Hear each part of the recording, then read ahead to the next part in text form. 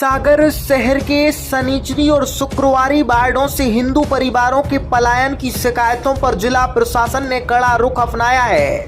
Collector Sandeep जियान ने जिला पंजीयक निधि जैन को पत्र लिखकर निर्देश दिए हैं कि इन दोनों वार्डों में किसी भी संपत्ति की खरीदी बिक्री से पहले उच्च स्तरीय जांच की जाए ताकि यह सुनिश्चित हो सके कि कोई व्यक्ति दबाव या भयवश अपनी संपत्ति ना बेच रहा हो। जांच के बाद ही संपत्ति पंजीयन की प्रक्रिया आगे बढ़ाई जाएगी। आपका विश्वास हमारी पहचान। शहर का वर्षों पुराना न्यू अप्सरा ज्वेलर्स, शुद्ध सोने एवं चांदी के आभूषण की संपूर्ण श्रृंखला। तो एक बार जरूर पधारे। हमारा पता है परकोटा चौराहा, सागर, मध्य प्रदेश। पिछले 4 महीनों से इन वार्डों से हिंदू परिवारों के पलायन को लेकर हिंदू संगठनों द्वारा लगातार आवाज उठाई जा रही थी। संगठनों का आरोप है कि मुस्लिम परिवारों द्वारा प्रताड़ना और धमकी के कारण हिंदू परिवार अपने मकान औने पौने दामों में बेचकर जा रहे हैं। इस मुद्दे पर राष्ट्रीय मानवाधिकार आयोग के सदस्य प्रियंक कानूनगो ने भी 5 अक्टूबर को सागर पहुंचकर पीड़ित परिवारों से मुलाकात की थी और जिला प्रशासन को सख्त कार्रवाई के निर्देश दिए थे। जिला पंजीयक निधि जैन ने बताया कि कलेक्टर के निर्देश पर अब शनिचरी और शुक्रवारी वार्डों में संपत्ति पंजीयन से पहले जांच की जाएगी ताकि किसी भी व्यक्ति को दबाव में संपत्ति बेचने से रोका जा सके।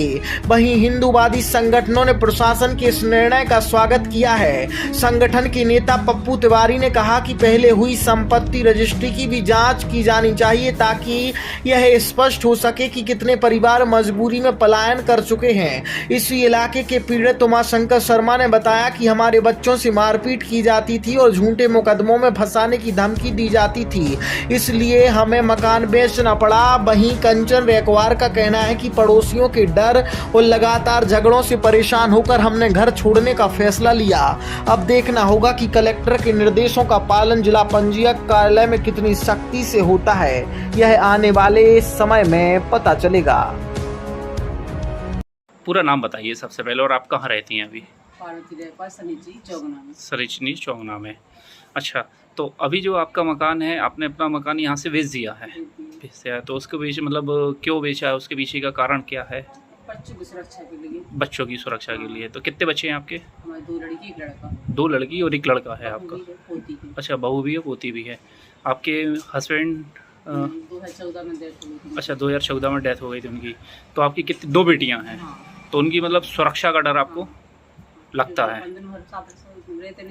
अच्छा अच्छा जी, तो इस कारण से आपने फिर उसके लिए अभी मकान को बेच दिया। अब आप यहाँ से बाहर जाके कहीं रहेंगी? तो अभी आप क्या किराए का मकान वगैरह कहीं ढूंढा? अच्छा, तो ना ले पाएंगे ना बना पाएंगे। मकान के आपके हस्बैंड ने बनाया हुआ होगा, पति ने? तो मकान से तो काफ़ी यादें जुड़ी होंगी आप लोगों की? तो एक महीने नहीं रह पाया, अप्रैल में शिफ्ट हुए थे, जून में खत्म हुआ। अच्छा अच्छा, बहुत सी यादें जुड़ी मकान से। तो मतलब आपको बेचना नहीं था मकान? नहीं बेचना था। तो जो मकान की आपको मजबूरी में बेचना पड़ा, तो जितनी आपको कीमत थी मकान की, क्या उतनी कीमत मिली?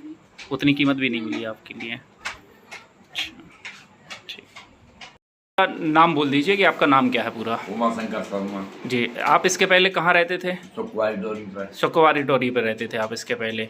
आपने वहाँ जो अपना मकान था, पुश्तैनी मकान था आपका वहाँ पे, तो वो मकान बेचने का कारण क्या रहा? क्यों बेच दिया? मकान बेचने का कारण जो है कि हमारे आजू बाजू 70 मुसलमान एरिया था जी, और परेशान भी करते थे लोग। अच्छा, हमारे लिए और जबरदस्ती मुकदमा कायम करवा दिया था आपके ऊपर, हमारे बच्चे के ऊपर।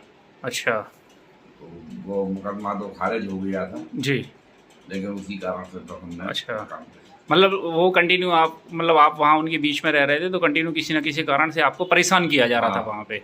अरे काफी परेशान हो, तो हम थे जो मतलब निकल गया है। अच्छा, मतलब काफी परेशान किया। आप बता रहे हैं कि कभी आप मतलब एक बार घर पे नहीं थे और ऐसा कुछ विवाद हुआ था घर की महिलाओं को वगैरह को लिए, मतलब कुछ ऐसा? महिलाओं के पूरे इकट्ठे हो गए थे, घेर लिया था घर आपका? अच्छा, ये नौबत तक आ गई थी वहाँ पे रहने के दौरान? अच्छा, तो अब आप वहाँ से फिर यहाँ आके रहने लगे हैं? अच्छा, तो मकान बेचे हुए भी आपको थोड़ा बहुत समय हो गया होगा? 15 साल हो गए आपके लिए वहाँ से, और वहाँ से आप फिर वो छोड़ छाड़ के आ गए। मतलब आपको बच्चों की सेफ्टी, परिवार की सेफ्टी दिखी, इसलिए आप वहाँ से निकल के आ गए हैं। आप और कोई संदेश, कुछ और मैसेज देना चाहते हैं? अब क्या मैसेज है, हम तो ये है कि इतने अधिक परेशान हो गए थे, हम क्या बताएं जी। और उस कारण से हमें अपना मकान बेचना पड़ा।